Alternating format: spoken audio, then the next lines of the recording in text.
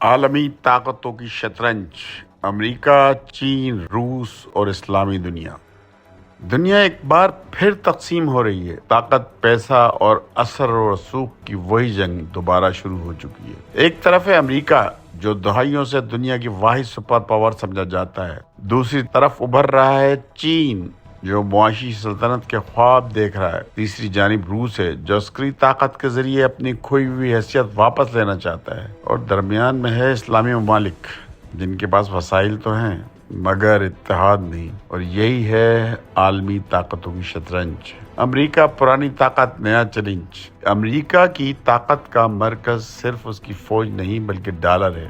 World bank, IMF، NATO, یہ سب امریکی مفادات کے سائے میں کام کرتے ہیں۔ لیکن امریکہ کے سامنے ایک نیا حریف ہے، چین جس کی معیشت امریکی معیشت کے قریب پہنچ چکی ہے، اور جس نے بیلٹ اینڈ روڈ کے منصوبے کے ذریعے دنیا کے درجنوں ممالک کو اپنے ساتھ جوڑ لیا ہے۔ اور امریکہ کے لیے یہ صرف معاشی خطرہ ہی نہیں، یہ طاقت کے توازن کی تبدیلی ہے۔ چین ایک خاموش مگر خطرناک طاقت ہے۔ چین نے جنگ نہیں لڑی، لیکن معیشت، ٹیکنالوجی اور صنعت کے میدان میں پوری دنیا کو پیچھے چھوڑ دیا۔ اس کے projects, CPEC، belt and road, digital silk road صرف ترقی نہیں بلکہ ایک نیا عالمی نظام بننے کی علامت ہے۔ چین اب تیزی سے افریقہ، مشرق وسطیٰ اور جنوبی ایشیا میں اپنا رسوخ بڑھا رہا ہے، اور یہی وہ چیز ہے جو امریکہ کو بے چین کر رہی ہے۔ اب ہم چلتے ہیں روس کی طرف۔ پرانی طاقت، نیا جوش۔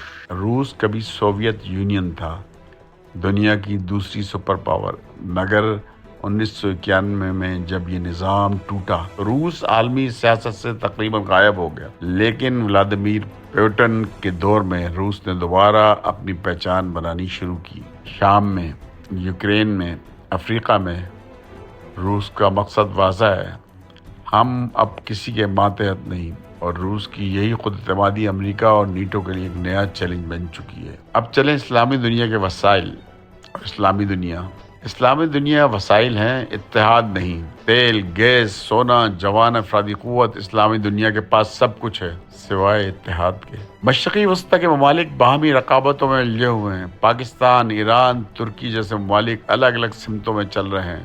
نتیجہ، طاقتور ممالک انہی اختلافات کو استعمال کرتے ہیں، کبھی تیل کے بہانے، کبھی اسلحے کے سودوں کے ذریعے، اور کبھی سلامتی کے نام پر۔ نئی صف بندی اور نیا عالمی نظام بننے کو ہے۔ اب دنیا دو حصوں میں بٹ رہی ہے، ایک طرف امریکہ اور اس کے اتحادی نیٹو، جاپان اور بھارت، دوسری طرف چین، روس، ایران اور ان کے قریبی ممالک۔ صرف طاقت کی جنگ نہیں، یہ معاش، نظام، کرنسی، اثر و رسوخ کی جنگ ہے۔